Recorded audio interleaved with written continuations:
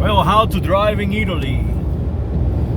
Driving in Italy is actually easy, but you must be ready to take on a challenge, and you gotta have some tools to help you deal with the driving.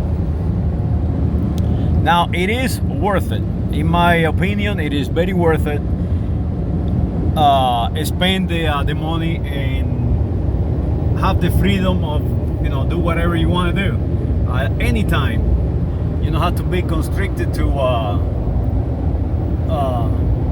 this is some missiles, United States missiles. You don't have to be constricted to the time frame of trains and buses and so on. And this is my first time doing this, and I rented a car. So you can rent a car, maybe borrow a car from somebody, a friend of yours or whatever, and make sure you get plenty insurance on it.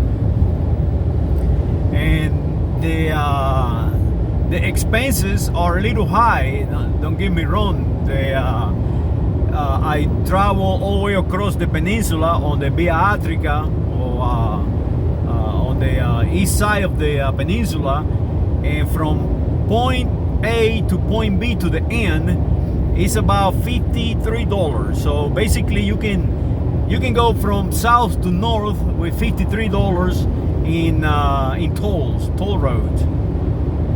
Anywhere you go fast, you have to pay tolls, and also parking.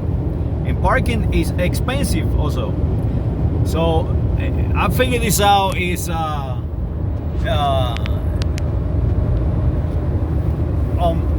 my GPS. Or you gotta have a GPS. That is something else. You gotta have a GPS. Without a GPS, there's no way you can drive out here. I mean, it's impossible. The roads are very narrow, and the speeds are relative high for how can I say, for the type of driving that you do. It's so narrow and so curvy. The 20 miles an hour is a little too high. And they drive 45 in the turns. So the speed limits is basic slow speed limits, but people do move fast. For example, the speed limit on this road that I am right now is 110 kilometers an hour. That's about 62 something miles an hour. Let's say 65 miles an hour. In the States, that is actually slow speeds, but right here is extremely high speeds, because the way the roads are made, it's just mountainous terrain and curvy and up and down hills, tunnels, and so on. So a GPS, a good quality GPS, or your telephone is a must. And I'm doing all this with my telephone. So you gotta have a telephone with a GPS in it, and a map, a moving map.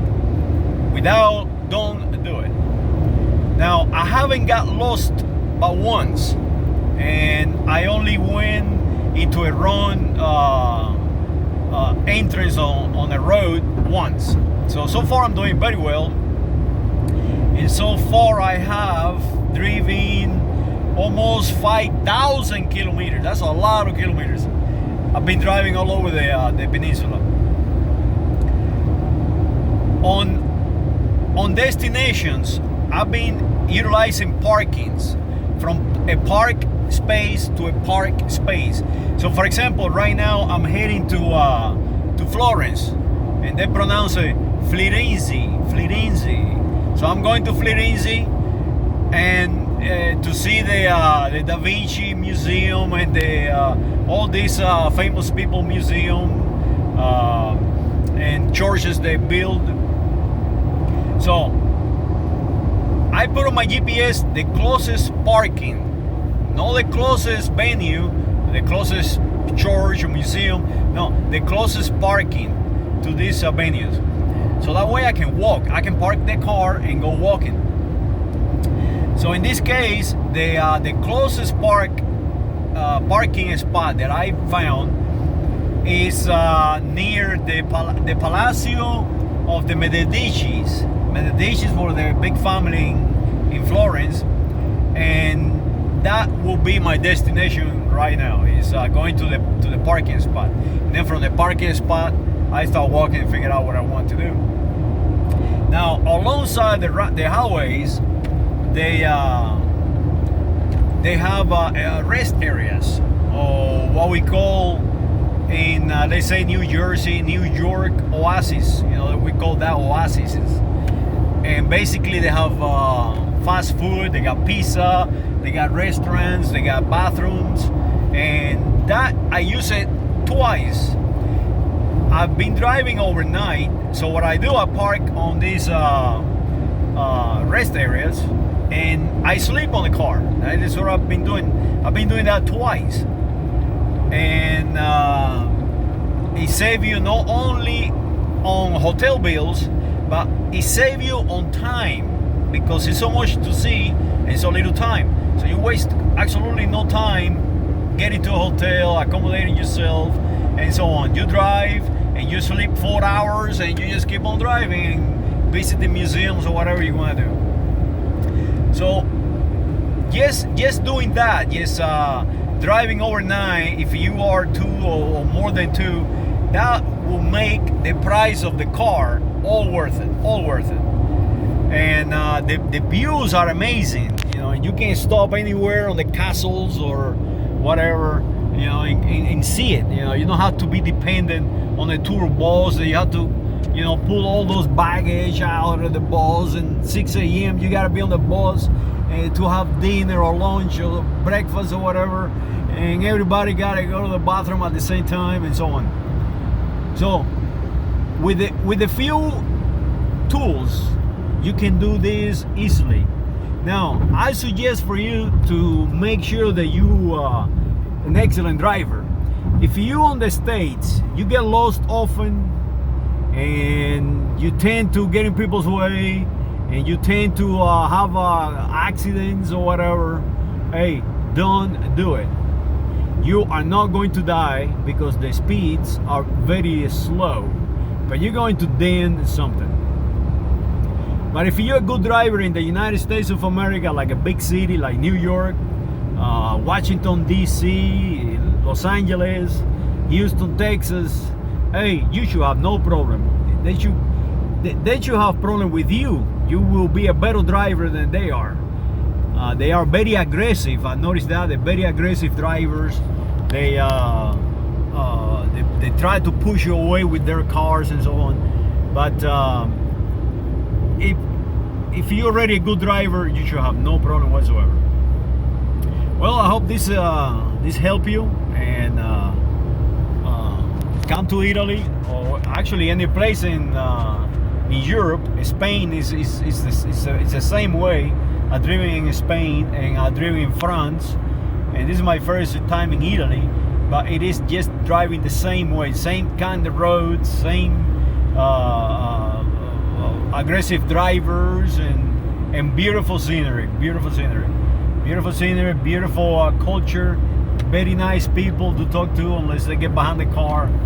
And if you tired going down the highway, just booking.com or kayak or whatever, and they can get you a hotel within minutes. And that is how I have done it. And make sure you get a hotel where you can do laundry, so that way you don't have to carry that much stuff with you. So you go overnight, you put your laundry in your machine, and you take a shower, watch a little TV, and it's ready to go to take your nap and get up in the morning. Most of the time the hotels give you free breakfast. Like today, I just got up in Frascino de Prasi, and I think I pronounced that correctly. And the owner of the apartment of the hotel owns a bar, so he invited me to the bar to have breakfast there. So he was a lot of locals out there. We spoke out there for about an hour, just chatting in Italian. I learned quite a lot of Italian. So yes, come in and enjoy yourself, and any place you need to stop, there is a parking on this other road. Check this out. That is 500 meters is parking. So you can pull up out there and take a nap, or find directions. You know, if you need to find some directions, if you get lost, don't panic. Just find your next parking stop and recompute. You know, recompute your navigation, and that's all it is to it. And you can pay all these tolls with a credit card. So you insert the ticket in the slot, and behind you insert your credit card, and magically it's all done, it's all paid. And of course it is expensive. This car I'm paying about $600 over a 10-day period. So it is expensive, but no more expensive than back home. So enjoy the driving in Italy, or enjoy the driving anywhere in Europe.